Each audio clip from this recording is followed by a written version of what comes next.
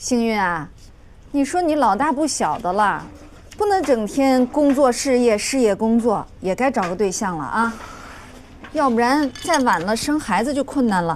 妈，我这忙着呢，根本就没时间。哎呀，你说说你再忙还能有你姐忙啊？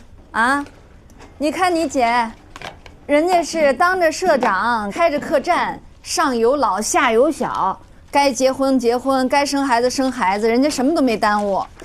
是啊，我这也纳闷呢。妈，你说我姐咋那么大精神头啊？哎，我这每天呀，光是上个班，回到家累得跟狗似的，啥也不想干，就想睡觉。谁知道你整天都忙什么呢？还整天嚷嚷着累。那我就是累嘛。妈，我回来了。哎，姐，你幸福回来了。你没吃饭吧？正好吃口面。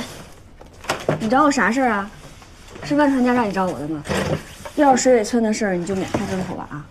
姐，我这正跟妈说着呢，不知道你一天到晚哪来那么大精神头，有你事儿没你事儿都插一脚。你说这又不是咱家的事儿，你管人家那闲事儿干啥呀？行行，别说了，我知道你想说什么。我真不是为别人来劝你啥，你是我姐，我是你亲妹，我可不是为你好吗？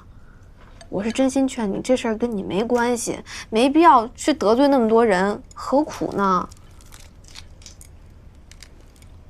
幸运，我懒得再跟你啰嗦一遍。但我劝你啊，你虽然是他们的律师，但是如果他们真做了什么缺德的事儿，你必须要坚持住自己的原则和底线，不能跟他们同流合污、助纣为虐。幸运啊，你姐说的对，你得听你姐的啊。妈，你啥也不知道，在这一唱一和的干啥呢？姐，那要万一是你错了呢？我也想我错了呀，我巴不得不是他们做的。那万一我要是对了呢？那你就更不能管了。你知道，如果真的因为他们偷牌造成了人身伤害还有污染，那意味着啥吗？这肇事人是要判刑进监狱的，那人家能不跟你拼命吗？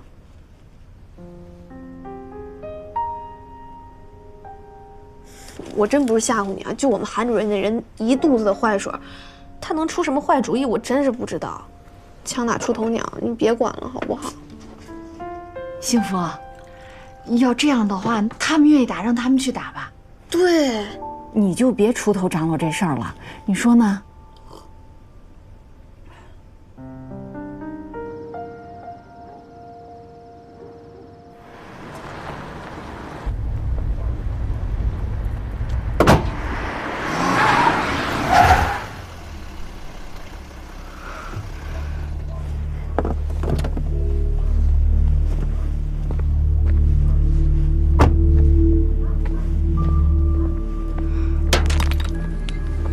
没良心！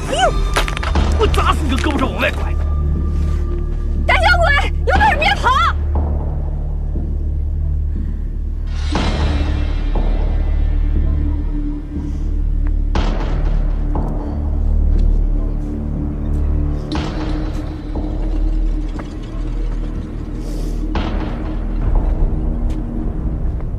你没事吧？你怎么会在这儿？我路过，你流血了，赶紧去医院吧。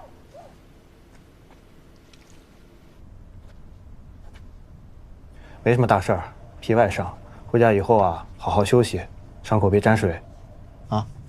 好，知道了。你看见打你的人了吗？没看见。但我知道他们为啥打我。为啥呀？因为我张罗着水尾村的人打官司，触碰到了他们的利益。那你不恨那些打你的人吗？有啥好恨的？那是因为他们都不懂。我相信，总有一天他们是会明白的。我其实就是为大家好，所以他们现在对我有误解，我也能理解。你们家杠子早该成亲了。都愁死我了，找不着啊，着急着呢我。哎，说你们多好，你说。哎呀，又回来了吧？我看看去。幸福，杠子妈来了，说找你有事儿。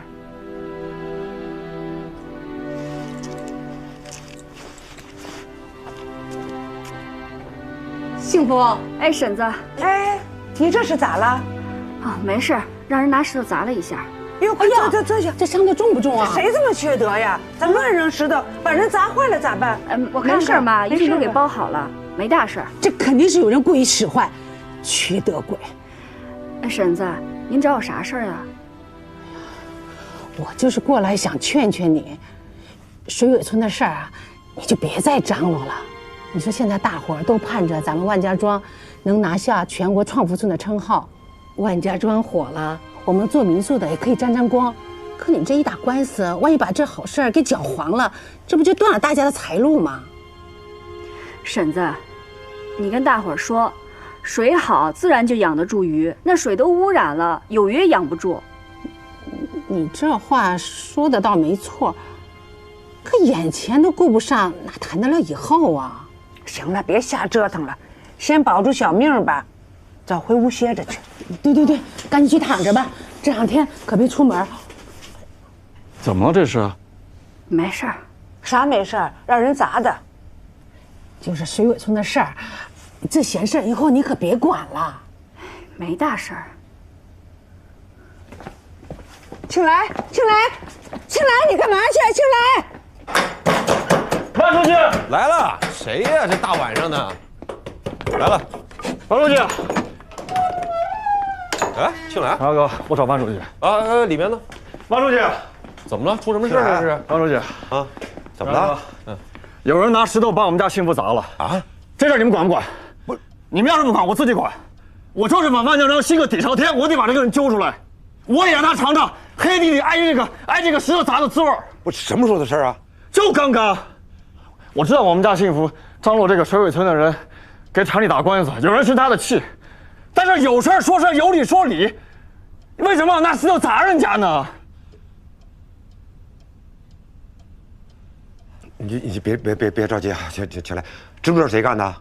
我不知道谁干的呀。马上给我查清楚，谁干这种缺德事儿？我们万家庄啊，是省里的模范村、文明村，竟然干出这种下三滥的事来，这是干什么？这是打村干部的脸，打全体村民的脸。行，消消气啊，消消气。我查，青兰你放心吧啊，我知道这个事儿了，我肯定把它查清楚。不过你回去啊，你也劝劝幸福啊，我估计也是谁一时气不过，所以才会。谁气不过？谁？我怎么知道谁气不过呀？我就随口一猜，我这是。那我就看看你猜那个人到底是谁。本来我想这个事儿啊，能够尽量的调解，尽量的不要打官司。这么一来啊，我还支持他们打官司了。我到底就是看看这里到底有什么见不得人的勾当。过来，怎么了？过来，盖春奖励你，知道护老婆了。放心，以后有我在，谁也别想欺负我老婆孩子。说你胖你就喘。不过其实你也没必要去找万书记。要不明天我去找万书记说一声，这事儿就算了。我这砸一下就砸一下吧，没大事儿，就别查了。为啥呀？因为我不想把事情闹大。打官司主要是为了查清污染源，没有别的意思。我知道，但是居然有人干这种事情，真的太过分了。就连书记都觉得这里面有猫腻，而且书记还说他支持水尾村的人打官司。是吗？骗你干嘛呀？哎呀，你回来之前，我还担心是不是我真的多管闲事儿了，我是不是真的做错了？你干嘛这么想呢？我本来以为那些受害的村民会很积极地参加集体诉讼呢，没想到他们平时对这事儿都义愤填膺的，可一说到打官司，他们都有顾虑。这也很正常，毕竟水尾村合进了万家庄，归万家庄管，那他们有各种担心，这也很正常嘛，是不是？行了，别想了啊，今晚早点睡啊，快点。来。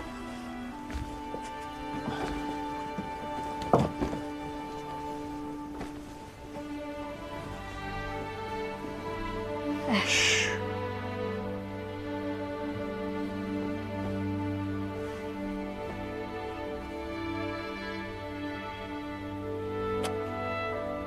乖乖睡觉，听话，快点，啊！闭眼。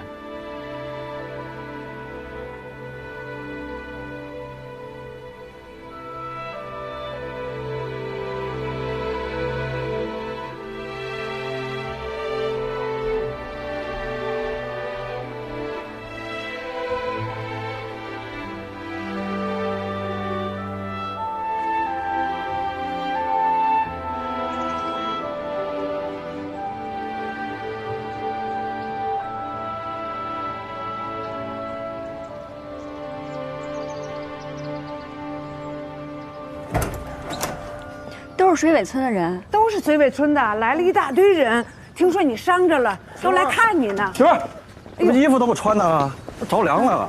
来，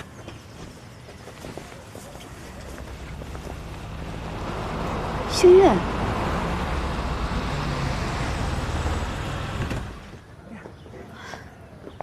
哎呦，你咋来了？哎呀，你伤的咋样啊？没事儿，一点皮外伤。说了让你别管了，非不听。妈听说这都要急死了，非要过来看你。我这好说歹说，她才没来的。妈还说让你千万不许再当出头鸟了啊！知道知道。哎呀，哎，快点，大伙，幸福起来了，快点！李奶奶，快点！哎，李奶奶，哎，慢点啊！李奶奶你也来了？哎呀，没事，没事了，真没事，没事了，快好了啊，不疼了。何经理，我跟你讲啊，大伙一听说你为了俺们的事儿被人给打了，都气坏了。何经理，俺们商量过了，你就跟俺们说个人名，俺们现在就冲到他家找他算账去。对，何经理，谁打的？你告诉我，你揍他去。黑灯瞎火的，我也没看清楚。我这点小伤真没事儿，大家别担心，没事儿。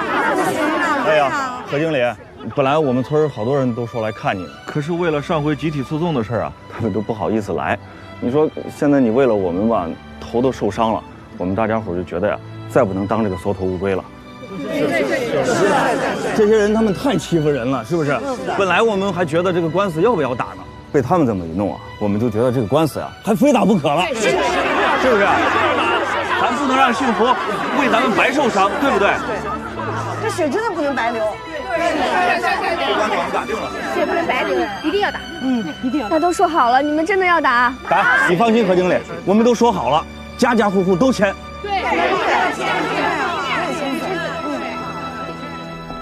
你说你不知道，啊？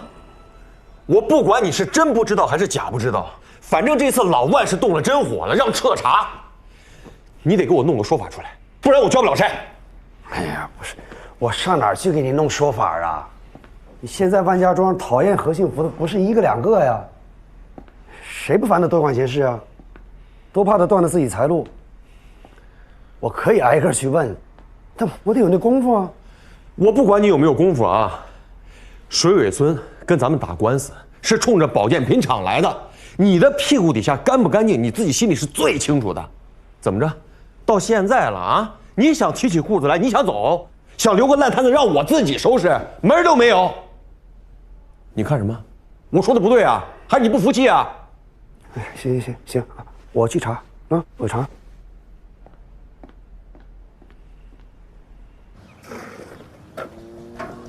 有的，大哥。哎呦，万书记来了！哎，贵师，万书记来了！哎，我来看看幸福。屋里坐吧。万书记，在外边吧。万书记，你可得给我们做主啊！这回幸亏是块小石头，那下回给我们一闷棍，那不闹出人命来了吗？多大仇啊，下这么黑的手！老嫂子别着急，我已经派人去查了，只要我万善堂还当1天书记，在我万家庄的地面上，这种事情绝对不能再发生。谢谢书记。带我去看看幸福。哎，对对，不在。啊，一大早水尾村来了一堆人来看他，说着说着，怎么又跑水尾村去了？我拦都拦不住啊。我看你们这个儿媳妇啊，真是个倔丫头。不要说就这一块小石头，她要认准的事儿啊，10头牛都拉不回来。老大，来喝一个。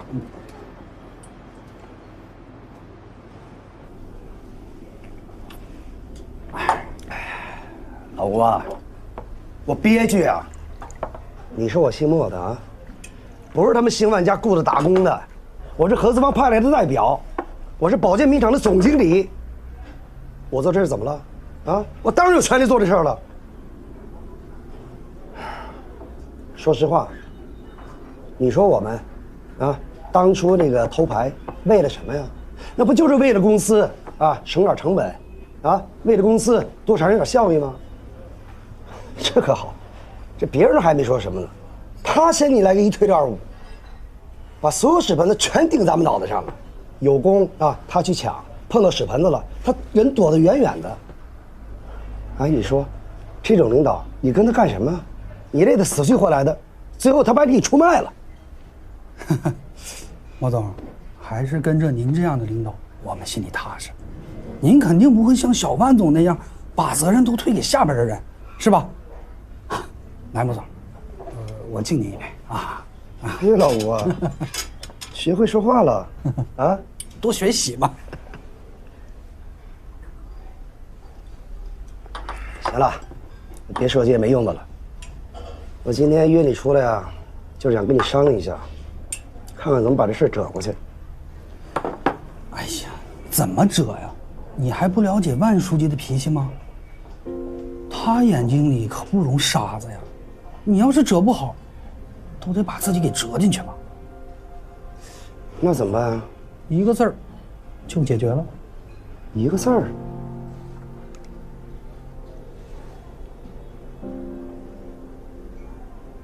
拖。拖。拖。不是那个万传家。要是跟我要说法怎么办？你就说现在还没查出头绪啊，他能把你怎么着啊？至于万书记那儿啊，就让他父子俩去掐吧。哎呀，就不劳您费心了。嗯，你小子，你小子可以，你小子拖。嗯。哎，对了，你找那几个人靠谱吗？哎，放心吧，他们几个您就不用担心了，我的人归我管，我自有我的办法。你听说了没有？何幸福那个小媳妇儿，好像还没有死心呢。她是隔三差五就往水尾村跑。得想个办法治治她。只要把她治了，其他人就好办了。不容易啊！这个小媳妇自打嫁到了万家庄当天，直接就给小万总开了瓢。我看呢，就没有他不敢干的。哎，你说也是怪了哈。你按照万传家那个脾气，他不应该对那个小媳妇儿认怂啊。哎，但他好像真的就不敢跟那小媳妇儿叫板，而且呢，还针对那个王家呢很客气。哎呀，还真是，这王家呀是小门小姓。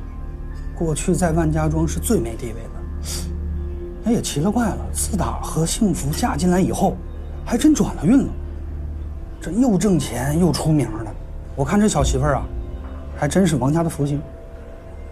屁吧，哼，我倒要看看，他这福星能不能保佑他。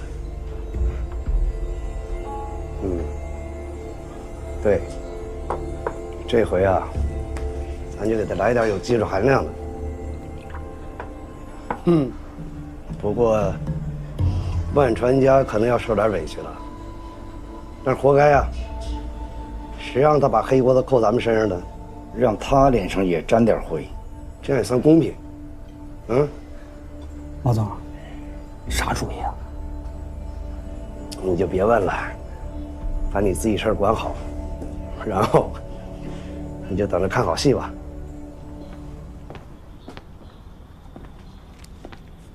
今天给你们发红包啊，为什么给你们发红包？你们几个心里也都清楚。都学学闷葫芦，别整天就知道喝酒，一喝大了就胡说八道，把嘴都给我闭上。我今天就把话撂这儿，谁要是走漏了半点风声，别怪我不客气。我敢保证，到时候出了事儿，第一个倒霉的肯定是你们。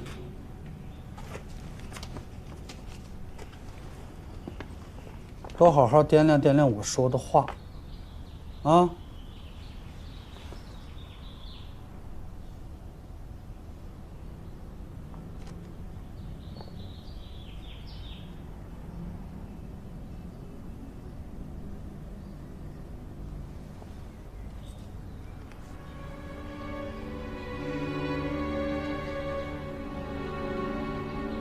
好嘞，行，这份您拿走。哎，好了。哎，这份留在我这儿啊。哎，好的，大孙子过来，这边，宝贝。王律师，来喝杯水。啊，好。甭忙活了，真的辛苦了啊。何经理，您好。对，在甲方这是什么意思？哦，好。乙方接受甲方的委派。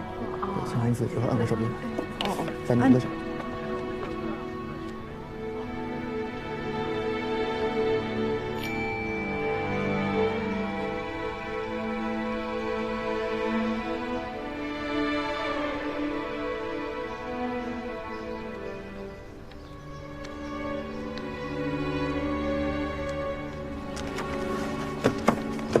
王律师，一共25份委托协议全在这儿了。哎呦，幸福，辛苦了啊！不辛苦，应该的。接下来要辛苦你们了。放心，我们一定全力以赴。嗯。好。行，那我先走了，啊。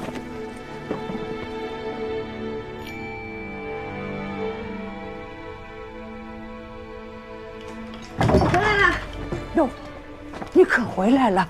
你去看看秀玉，一进门就把自己关在屋里了，不吃饭不说话，到底咋回事啊？是吗？啊，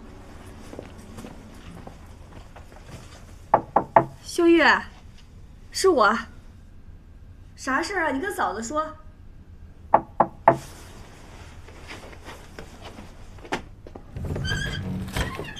啥事儿啊？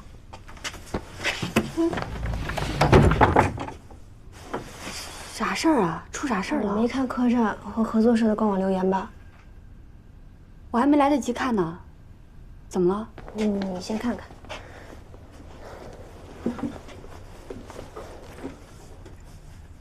啥呀？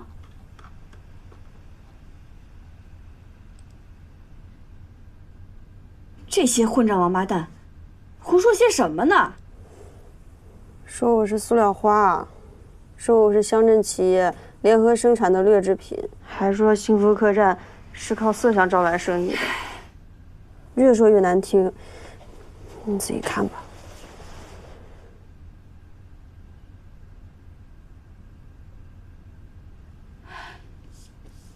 这都能骂出花来了。我觉得是有人诚心雇水军，诚心黑我们。你别理他们，咱们身正不怕影子斜，自己清白。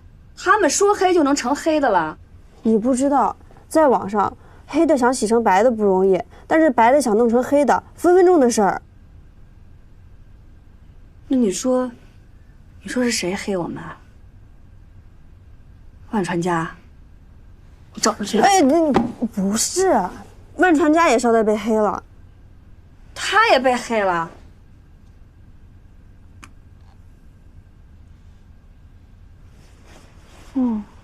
看到了。秀玉，别难过，有嫂子呢。嫂子非把这王八蛋给揪出来不可。算了，你就当被狗咬了一口。这要是狗就算了，这种人就是恶人，还不如狗呢。这恶人你不把他揪出来，不治他，他们还会祸害别人。你不知道，这些水军，你越反驳他们，他们越来劲。那也不能由着他们胡说八道吧。我也雇水军，我雇一大堆水军，我非要跟他掰扯清楚，给他怼回去。那你要是把他们惹急了呢？他们再在网上人肉我，那回头再把传媒那件事情扯出来，我倒是没啥，那传媒又出事咋办？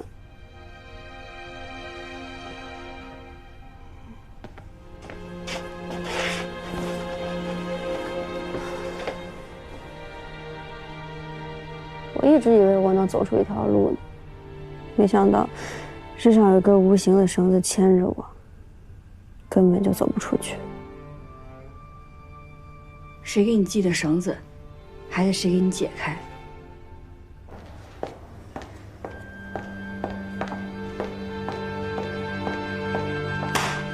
你老实跟我说啊，这个事儿是不是你干的啊？你要是让我查出来这个事儿跟你有关系啊，姓莫的，你就活到头了。哎呀，我怎么可能干这种事儿？我对那个网络是一窍我都不通。不是你还能是谁呀？啊，下三滥的事你干得少吗？不，真不是，就是网上一些无聊的人说的一些无聊的话。我说你干嘛生那么大气啊？你说我干嘛生那么大气啊？这事儿肯定有人背后搞鬼。这话用你说呀？谁让你进来的？何律师啊，啊，你说你姐为了水尾村的事儿得罪了这么多的人，是她自找的，她不爱出风头吗？这下如她所愿了。哎，行了，你闭嘴吧，别说风凉话了。你赶紧去把这个事儿给我摆平了啊！哎呀，这事儿没那么容易啊，这需要花钱呐。钱能解决的事儿都不是事儿，该花多少花多少，你赶紧去就完了。行，有您这一句话，我立刻去办。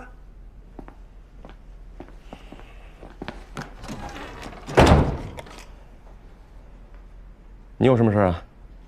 我正在准备应诉材料呢，但是厂里办公室人说有一些材料莫总交代不让我看，我把丑话说前头啊，到时候因为材料不充分打输了官司，别怪我们。莫总交代不让看，他交代的算个屁呀！你跟办公室的人说啊，我交代的，我说的，所有人必须配合你准备这个应诉材料，谁有任何疑问直接来找我。行，就要你这句话。对了，万传家，你得赶紧督着这个莫总，把这网上的事平息了。这网络势力一旦发酵起来，非常可怕，没准儿再把传媒的事扯出来。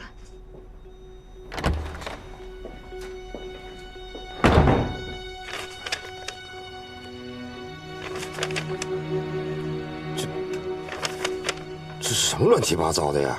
这谁写的？这都是？应该是有人雇了水军，故意在网上黑我们。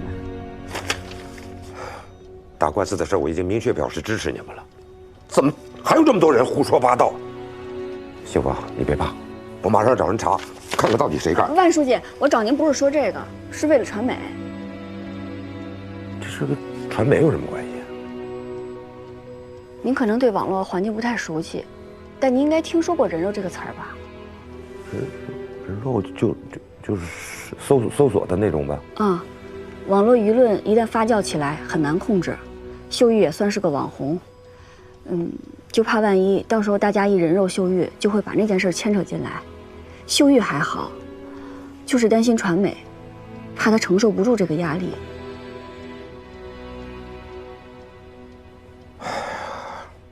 幸福啊，你可真是个善良的孩子，到这个时候了，你还能想到传媒。这件事儿，我们家真是惭愧。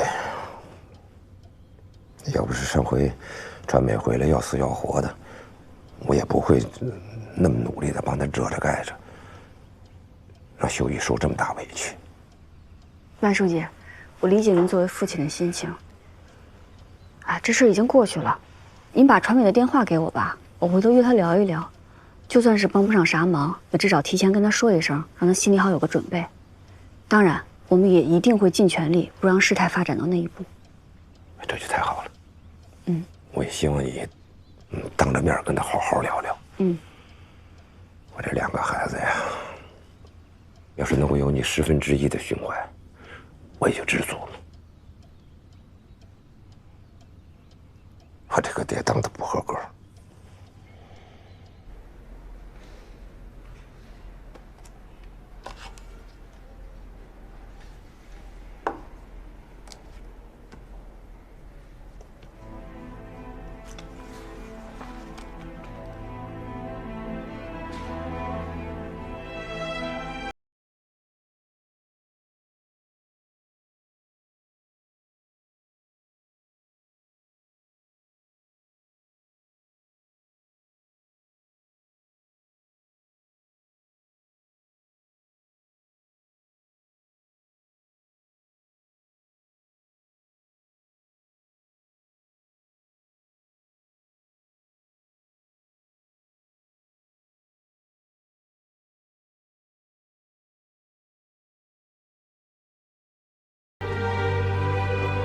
何律师啊，这是你要的资料。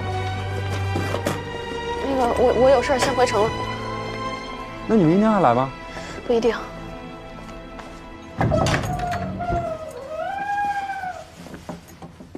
善堂，来了，善堂。哎呦，兄弟，我来了。哎呦，真是好兄弟，你还真给我拿来了。那你看，来来，你坐啊，我拿酒去。哎，我就知道你得喝点儿，酱牛肉、凉菜都给你买来了。哎，来，哎呀，这回就咱哥俩了，哎，喝点。哟啊，还真是老马家的哈。这不能骗你吗？哎呀，哎，孩子们呢？都没在家啊？船家还没回来呢。哎，儿媳妇带着孩子回去看老人去。我说给我打电话要喝老马这羊汤呢，没人给做饭了是吧？哎呀，谢谢爸，还真不是。我呀，心里有点堵得慌，想找个知近的朋友聊聊天。咋了？出事了？没事，喝点酒。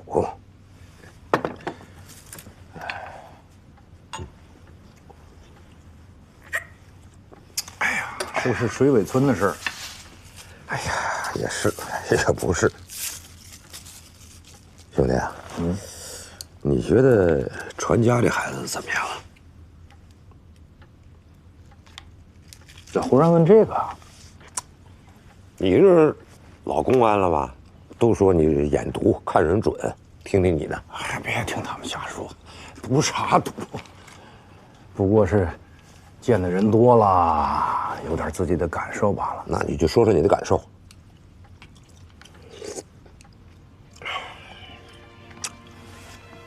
哎呦，传家这孩子呢，聪明能干，脑瓜也好使，这脾气呢，也随了你。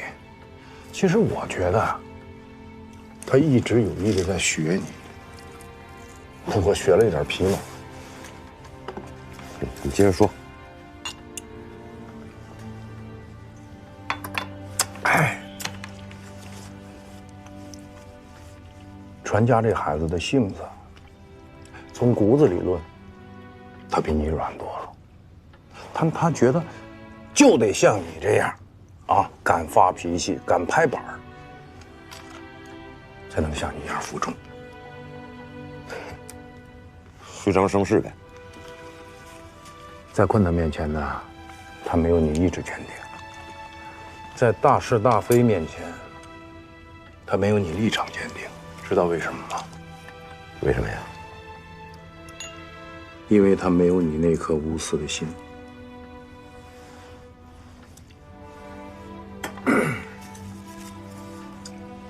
所以啊，你能做到无欲则刚，他做不到。你看啊，你能瞪着眼睛跟人发脾气、骂人，大伙儿是真怕你，但是也真敬你。他发脾气骂人，大伙儿只怕他，不敬他。这些话你怎么不早跟我说呢？嗨，真话不中听啊！哼，有人爱听，有人不爱听啊。有些时候啊，说了也是白说，招人烦。要不说你是滑头呢？那你再跟我说点真话。你对水尾村官司这个事儿怎么看？毛主席说过，群众的眼睛是雪亮的。那这么说，他们怀疑的是真的？我可没这么说啊。不过呢，也别拿大伙儿当傻子，啊，3个臭皮匠还顶一个诸葛亮呢。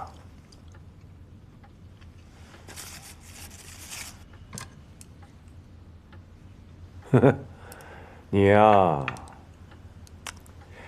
你根本就不是因为这个事儿堵心，更不是那个什么称号，而是传家。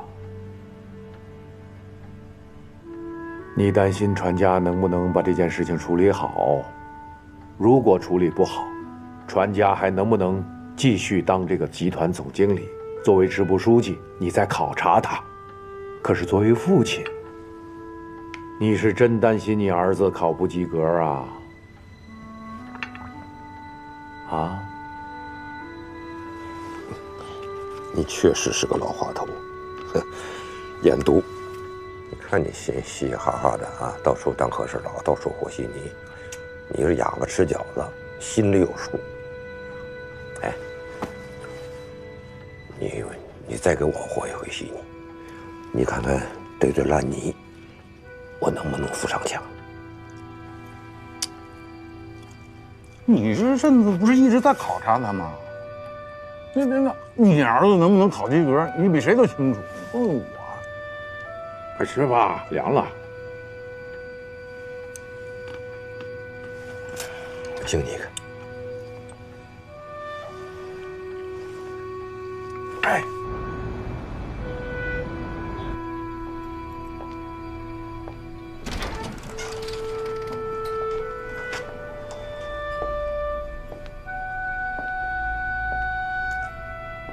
传媒。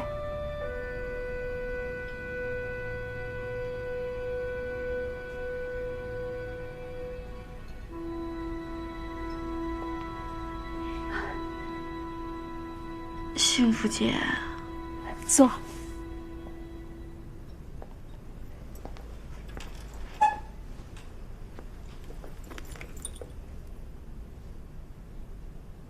女士，请问喝点什么？咖啡，谢谢。啊，好。我之前都是听外书记提起你，说你从小是被你哥拉扯大的，说你们兄妹俩都挺不容易的。你领着秀玉的名字，过了那么多年，难受不？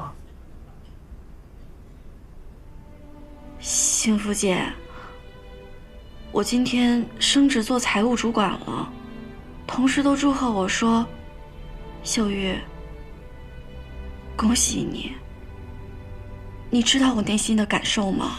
我宁可他们不要理会我。我今天特别想听到别人能叫我一声传媒，没想到这个人是你。我更没想到，我听到自己的名字会吓一跳。你能这么想真是太好了。没事，犯错不怕，知错就改就行了。幸福姐，我还能有改的机会吗？会有的，只要你真心想改，就一定会有机会的。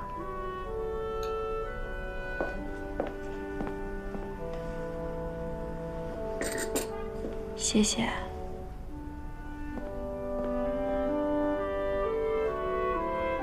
对了，幸福姐，我一直都挺关注秀玉的，我几乎天天都会上官网看她的动态。我看她现在当网红了，我真的很替她高兴。但为什么网上骂她和幸福客栈，她也不回应啊？因为她怕激怒那些人。万一那些网民去人肉秀玉，牵扯出你们那件事儿咋办？你能承受不？所以他选择沉默，宁可被辱骂，宁可被欺负，他也没有还嘴，也没有站出来做任何解释。幸福姐，其实我这些年一直都活在恐惧跟内疚中。自打上了大学，每次放假我也不敢回家，我就去西北山村支教，看着那些天真快乐的孩子，还有他们干净的笑容，我真的特别羡慕他们。只有跟他们在一起，我才觉得我是真的放松。如果老天爷能再给我一次机会，我肯定不会再做这么蠢的事儿了。可是我没有勇气，我没有勇气面对这一切。我一想到我要面对这一切，我就害怕的要命，我恨不得我一死了之。妹子，谁这一辈子不会遇到点事儿啊？这人生嘛，就跟那电视剧的剧情一样，起起伏伏的。遇到坎儿了，迈过去就好了。是，一开始是挺艰难的，咬牙扛，扛过去了，你就自由了。你跟秀玉就都自由了。你未来的路还那么长，不能让自己一辈子都活在别人的名字里啊！要不然这件错事儿在你心里就像一块冰一样，你只有把它拿出来放在阳光下，它才有可能化掉，你才能有灿烂的笑容。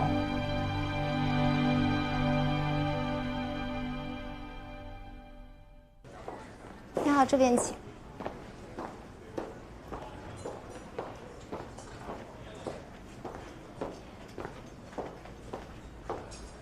你好，同心厅在这边，谢谢。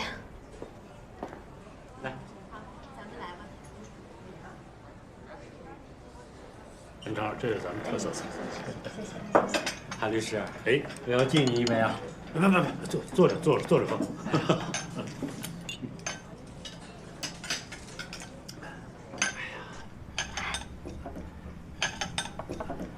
您稍等一下，我处理点事。啊，你们吃了啊？来，咱们来。你怎么来了？你不在万家庄准备材料呢吗？韩主任，污水处理厂肯定有偷排的行为。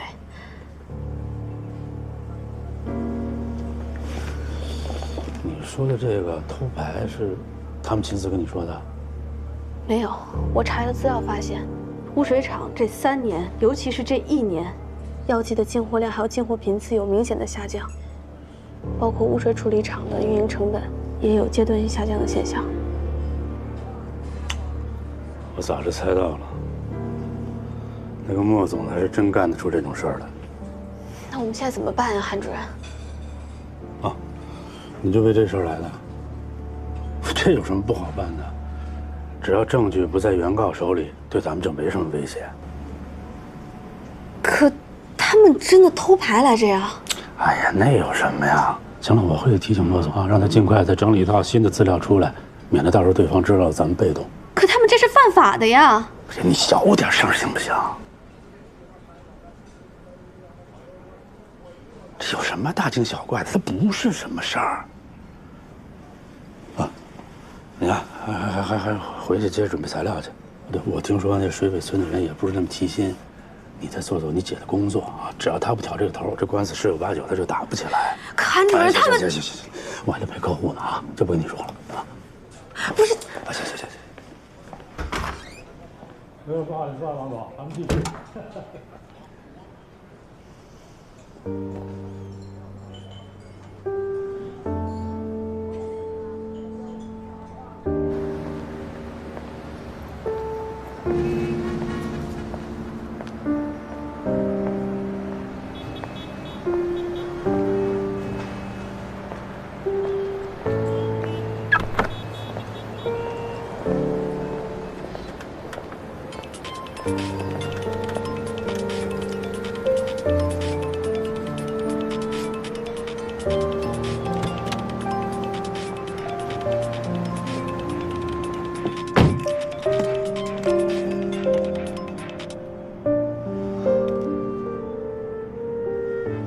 姐，你回来了？啊，我在回咱家的路上。你和妈等我一起吃饭啊？我还买了很多好吃的呢。我回城了。回城？为啥呀？啥事儿啊？是有什么案子吗？姐，你哭啥呀？是遇着啥事儿了吗？谁欺负你了？姐，我不想当律师了，我好累啊。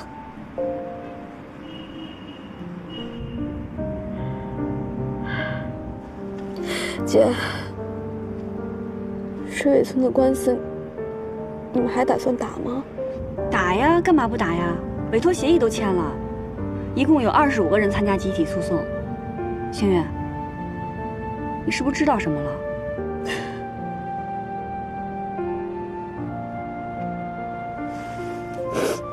没有。那个，姐，我现在这儿有点事儿，我先不跟你说了啊。哦，好。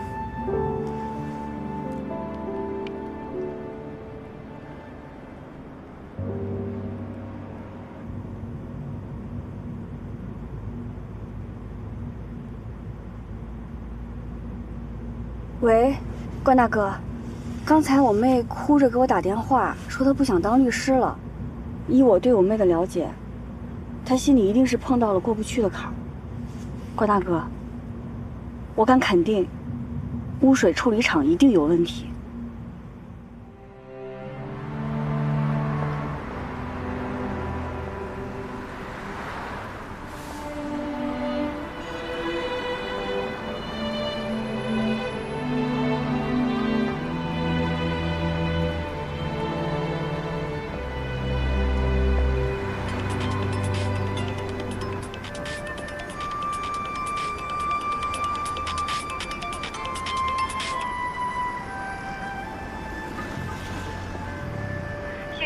你在哪儿呢？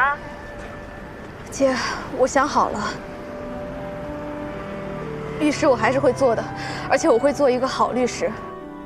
我想过了，人不能面对问题只是逃避，只有勇敢，才能让自己真正的强大起来。妹子，你能想明白，姐真替你开心。你放心，你干啥，我跟妈都支持你。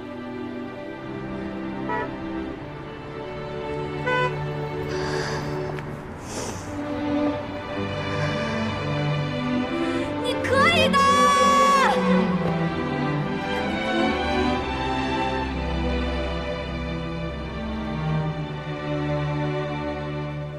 我的辞职信。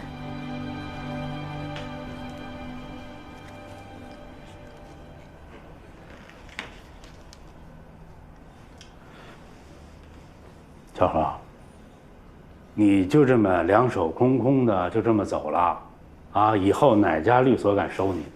你好好想想，你辛辛苦苦走到这一步，你付出多少代价呀？啊，你这么说放弃就放弃了，值不值啊？就是因为我不想再付出更多的代价了，而且我现在也不是两手空空了。毕竟，人吃饱了，总该有所选择嘛。韩主任，虽然我一直都不喜欢你，但在医道这段时间，我的确是要感谢你。这段经历让我明白了，什么是该放弃的，什么才是该坚持的。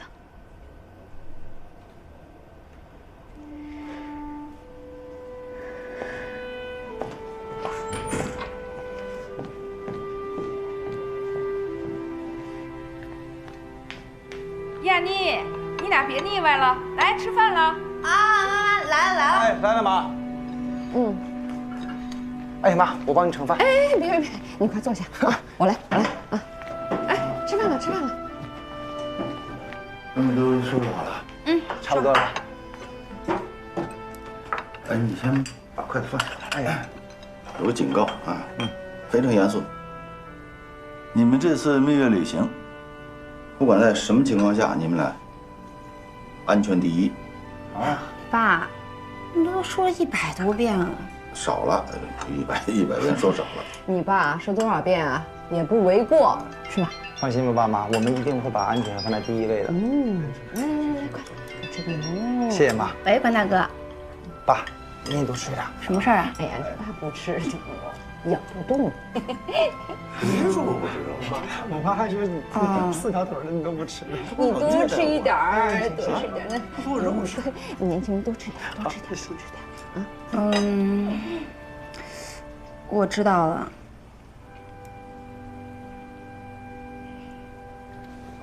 我先跟庆志商量一下。怎么了？出什么事了？有大新闻了。什么大新闻啊？就是水尾村村民集体诉万家污水厂违法排污的事儿。这是大新闻，我必须得跟。要不，咱俩蜜月旅行延期一下呢？啊？哎呦，你必须去吗？地球离开你就不转了吗？当然不转，地球离开雅尼怎么转？哎呦，那他好辛苦的。工作还是第一位的。哎，蜜月嘛，蜜月，反正你们俩月月如蜜月。我觉得反正咱们时间还有嘛，以后学也可以啊。你决定，我听你的。谢谢老公，真好。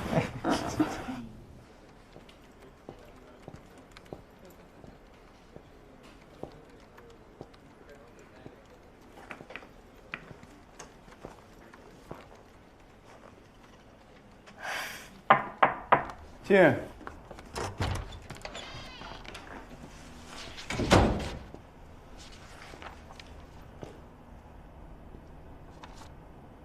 幸运，你怎么来了？我从医到辞职了。那我该恭喜你呢，还是安慰你啊？恭喜我吧。接下来有什么打算？如果我说我想加入方圆，跟在你身边，你还会愿意接受我吗？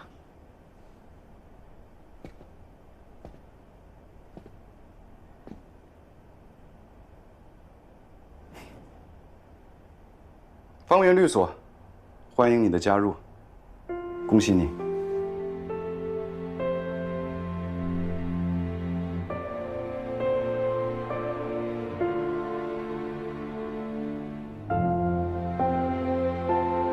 各位观众，我们现在站在的是浮水镇镇法庭大门外。今天即将审理的是水尾村25名村民集体诉万家保健品厂水污染责任纠纷案。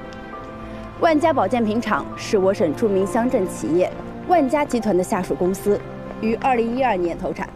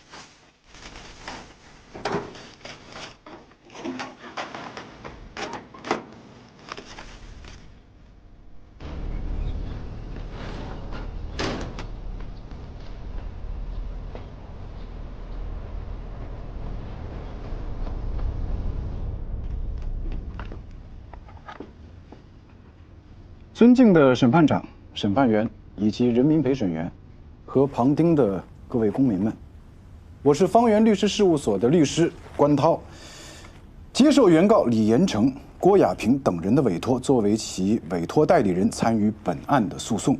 庭审前，我们认真核实相关证据，查找法律依据，通过今天的法庭调查，对本案的事实有了清楚的了解。现结合事实和法律发表如下代理意见。原告认为，被告位于浮水河上游，其污水处理厂建在浮水河河边，是周边唯一的排污企业。各原告均位于浮水河下游，且住址均临近浮水河。在案证据显示，被告所排污水的特征污染物和原告井水中的特征污染物一致，由此表明，被告排污行为与井水污染之间必然存在因果关系。万家庄组织全体村民进行了血铅含量检测，在案调查结果表明：一、存在血铅含量超标的村民均饮用或长期饮用院内的井水。2、仅饮用井水的村民血铅含量水平高于同时饮用井水和自来水的村民。由此表明，原告血铅含量超标是由于饮用了受污染的井水。在案证据显示，被告投产于2012年，原告虽均常年饮用井水，但恰是在被告投产以后，才频繁发生不适症状。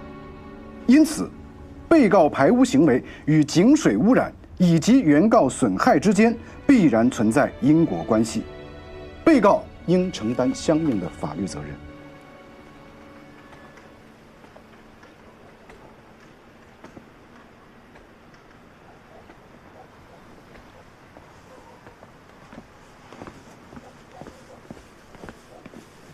红葫芦，你在这瞎转悠什么？啊？问你话呢？哎，怎么都来这套呢？有事说事。你拿什么呀？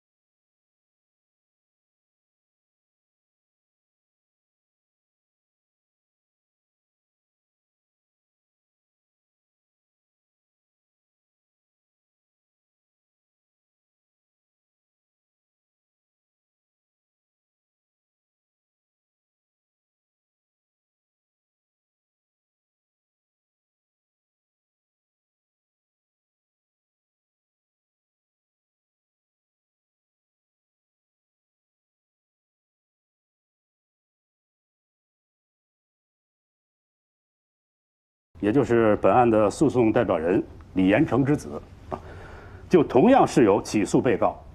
然而，法院的生效判决已经认定被告的排污行为与原告损害之间不存在因果关系。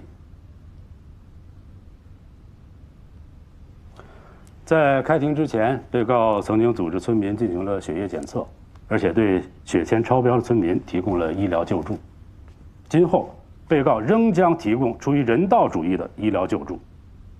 但是，被告坚决认为，被告的排污行为与井水污染之间不存在因果关系，不应当承担水污染责任纠纷的损害责任。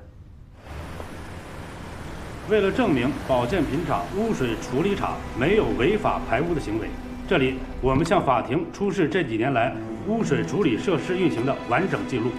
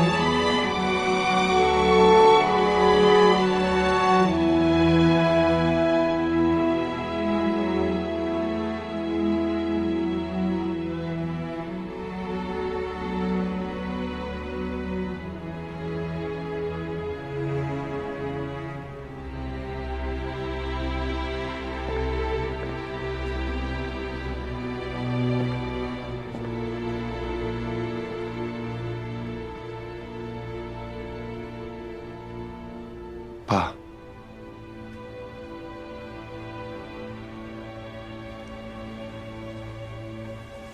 来了。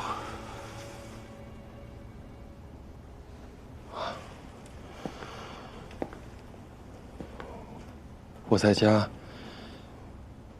也等不到你回来，我看这天也挺晚的了，我就想着来接你，把围巾给你带过来，外面挺凉的。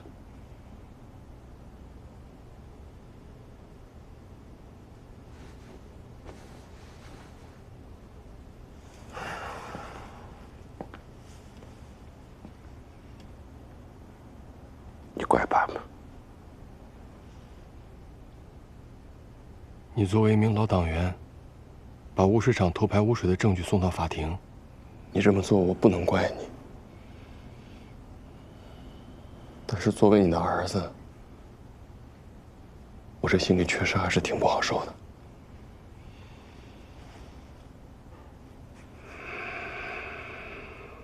爸，我要说污水厂偷排的事儿，我一开始真的不知情，你信不信我？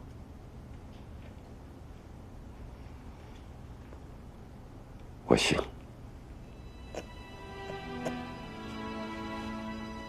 但是你作为保健品厂的法人董事长，你先有失察之责，后来你知道了不说，又有了隐瞒之罪。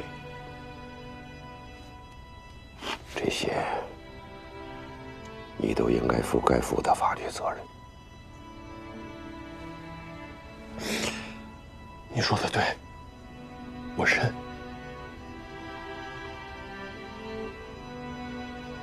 你认，我也认。作为父亲，我没有教育好你。不是爸，你该教的、你能教的，你都教了，是我自己不争气，做事也做不好，做人也没学会。对不起，爸，我给您丢人了。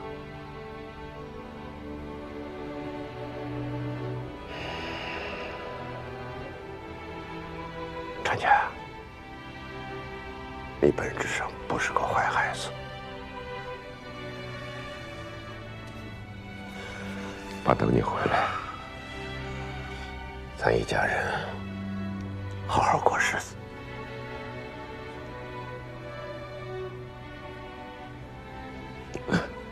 好。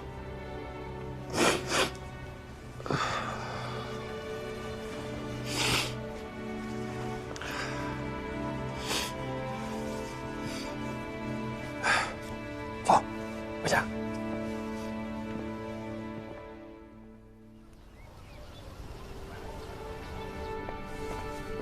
哎呦，幸福来啦！啊，幸福来啦！哎，来了。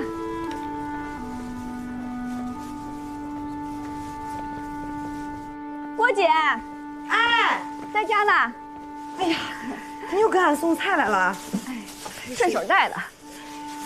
今天晚上是不是也不能走了啊？留下来吃饭啊？哎，不了不了，家里人等着我呢。我来是特地来告诉你一个好消息。哎，啥好消息啊？法院的判决书下来了，咱们的集体诉讼案胜了，赔偿款很快就会打入你留的账户里，你记得查收啊。哎呀，谢谢你啊，何经理，你可是救了俺们大家的命啊！哪这么夸张？千万别这么说。哎呀，何经理，幸亏你发现的早，还一直坚持找那个污染源，否则的话，俺跟俺儿子不管谁先走，留另一个人孤零零在这个世上，俺可咋活呀？别这么想，咱们好好的活，健康的活，会好的啊。哎，就是，咋又哭上了呢？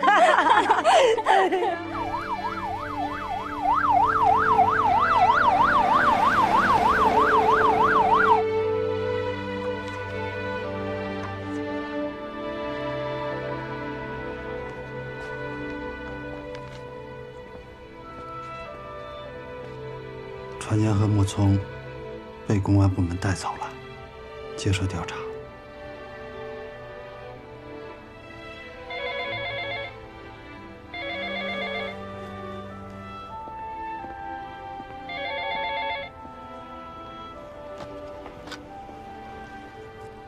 哎，我是万善堂。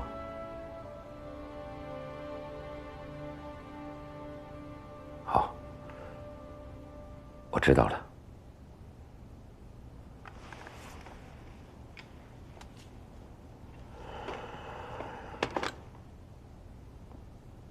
上级领导说，由于污染案件造成了极其恶劣的社会影响，取消了我们参平创富先进村的资格。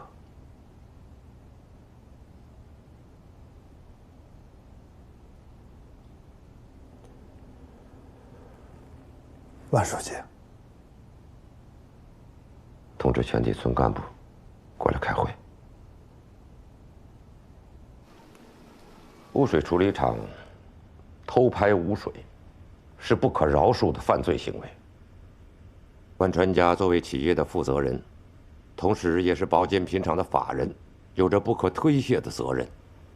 至于怎么处置他，自然有国法。但是我作为万家庄的党支部书记，作为万家集团的法人，不但没有及早的察觉，而且还为了评上全国的创富先进村，一再的给他施压。这也间接的造成了他们不择手段的追求高利润、高收益。所以，于公于私，我都要负该负的责任，接受组织上的任何处分。现在，我郑重地向村委会提出辞职。书记辞职，希望大家公开批评我的错误，吸取我的教训。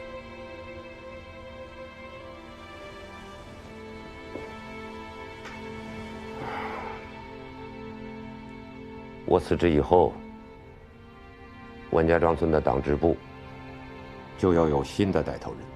在此，我想提一个人选，就是何幸福。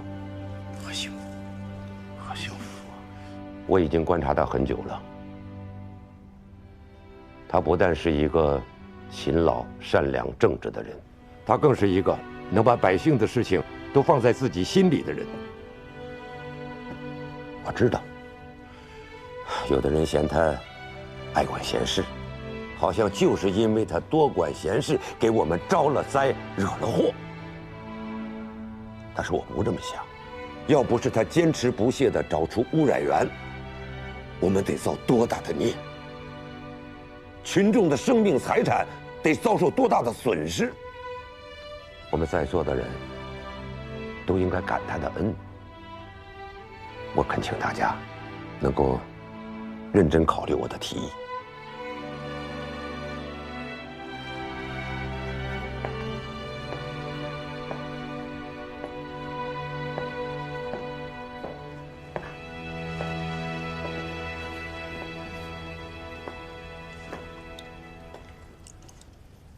爸，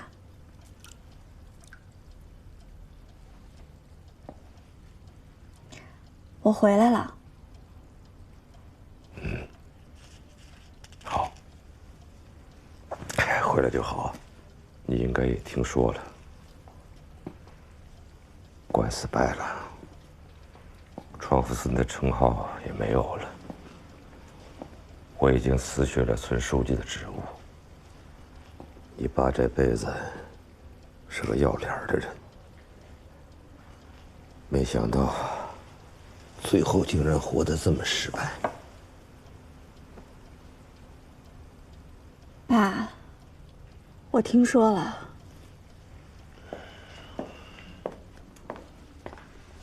但是我觉得失败并不都是坏事儿。我以前就是害怕面对失败，所以才犯了那么大的错误。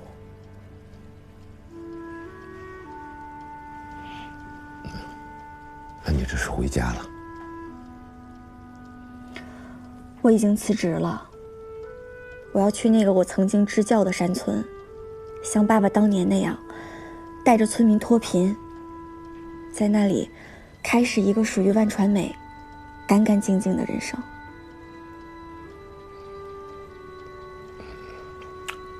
这才是爸的好女儿。我这次回来，要跟过去做一个彻底的了断。爸，我希望你能帮我。你说。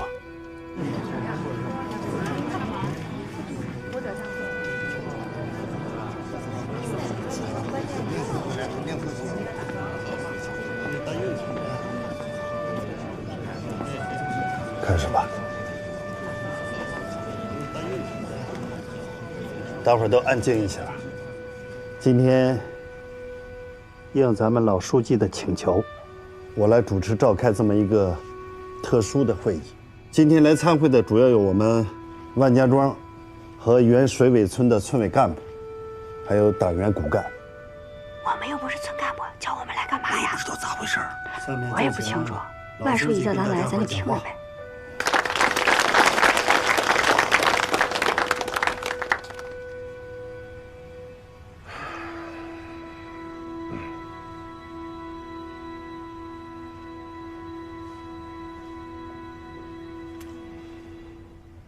今天，我万产堂是以个人的名义，请大家来。你们可能已经都知道了，我已经正式向万家庄的村委会和村党支部提出了辞职。现在呢，我代表我自己，还有我的儿子万传家，向因这次污染事件受到伤害的村民道歉。另外，还有一件事情要公布出来。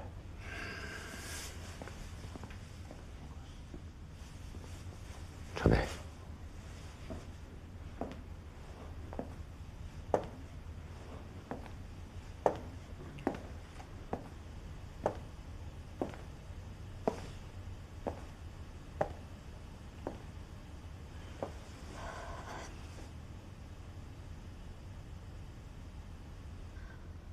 各位乡亲，我叫万传美，今天站在这里，我要向一个人公开道歉。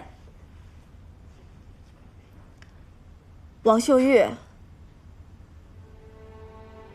对不起，10年前我冒了你的名上大学。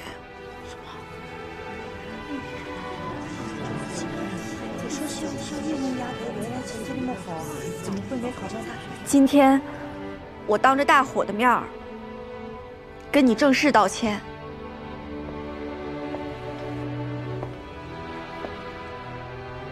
秀玉，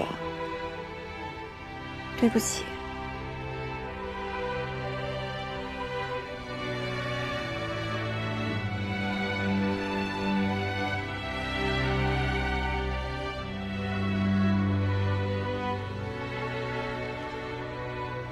秀玉，我不求你能原谅我。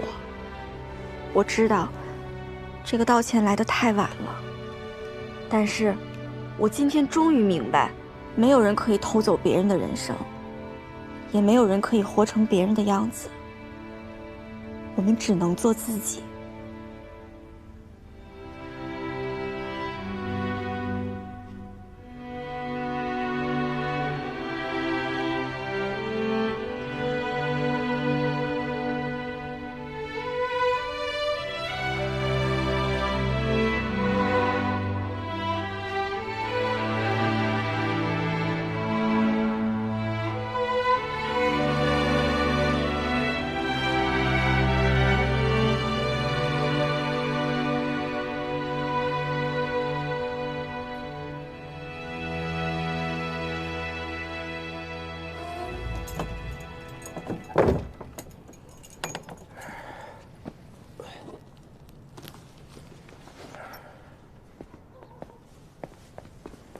哟，老书记，哎，幸福，这是我给常家带的书，您回头捎给他。呀，真是难为你这么忙，一到探视的日子，你就惦记着。谢回你，谢谢你啊！您回头也替我捎个话，就说让他把刑期当成学期，等他学成归来，大伙接着干。好，这话说的可真好。行，我一定把话带给他。他还说了，可喜欢你给他带的书了，是说他自己以前看书啊看不进去，现在怪了，一拿起书来他就放不下。他说他自己这是开窍了。他这开窍开的也太晚了。可不，车已经给您安排好了，咱走吧。好，那真是，太麻烦你了啊，幸福。不麻烦。啊，幸福啊，那个传媒打电话来了，跟我说他想他在那个支教那个地方也弄个民宿，没有经验，想抽空让你给去指导指导，给看看。行，我回头给他打电话跟他聊聊。好。他咋样啊？最近还好吗？还行吧，他那条件不行，比咱这艰苦多了。不过他这人还是挺高兴的。那就好。秀玉还挺好的吧？他是大学里边旁听，习惯吗？习惯，他也挺好的。他还说等拿到本科文凭了，将来还要考研究生呢。有志气，这才是好日子，越走越敞亮了。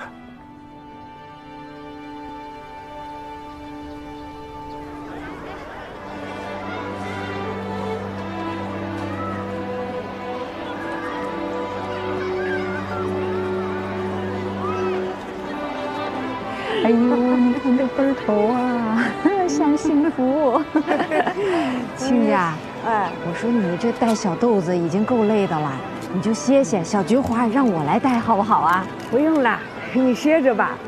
这好带了大了，这拿他妹子亲的呀，可谁把他妹子带走，那把家里还不闹翻天给我？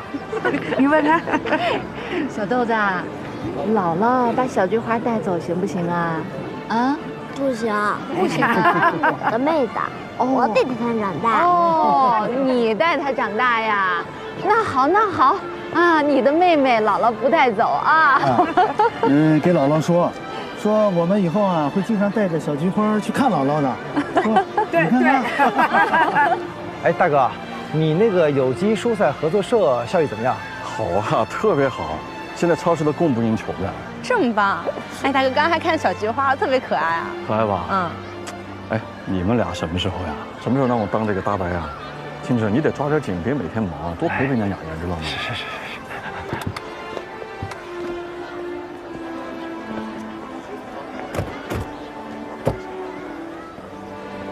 是。行志，进来。来了，关律师。关涛、新月，你们怎么来了？我们与万家庄合办的每月一次的普法宣讲课，今天要开讲第1课。对，我已经报名了，下午就去听你课去。王社长，我正想着找你来的，我家的小白菜长虫了，我不知道该怎么办。哎，别着急啊，那个明天我就过去看看，很容易解决的啊。那个大伙儿都安静一下啊，安静一下，咱们就开始开会了。都围上来一下，哎。你看，今天来了不少人啊，不止咱们万家庄的，还有这个3里5乡别的村子也来了不少人啊，一定是听说什么好事儿了。首先呢，咱们要请咱们的刘县长为咱们大家伙讲话，大家欢迎。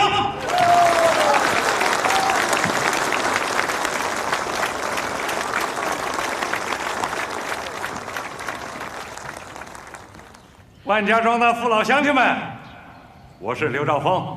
大家都知道，最近啊，我们万家庄获得了一个大大的荣誉。这个荣誉啊，不仅仅说明我们万家庄在扶贫奔小康建设方面获得了好的成绩，还说明我们万家庄在乡村精神文明建设方面和乡村法治建设方面都做出了好的成绩。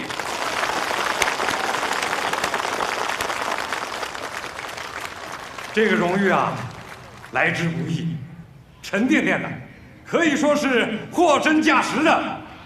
这不仅仅是万家庄的荣誉，也是我们全县的荣誉。我代表县委县政府，祝贺万家庄获得全国最美山乡称号。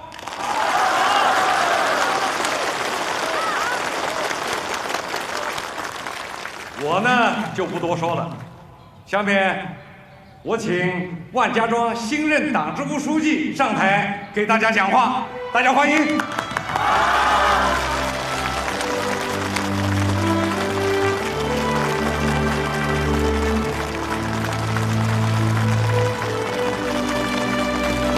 快去吧。好。